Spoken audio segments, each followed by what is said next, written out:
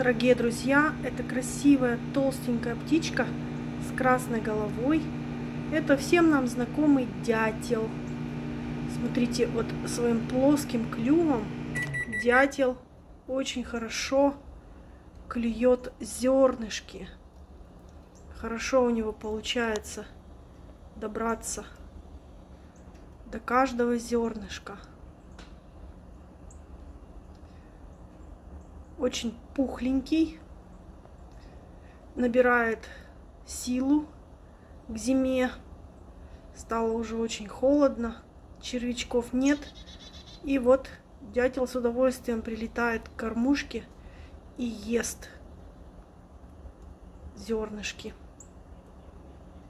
Это очень типичный дятел, и на картинках можно всегда увидеть его с красной шапочкой на голове.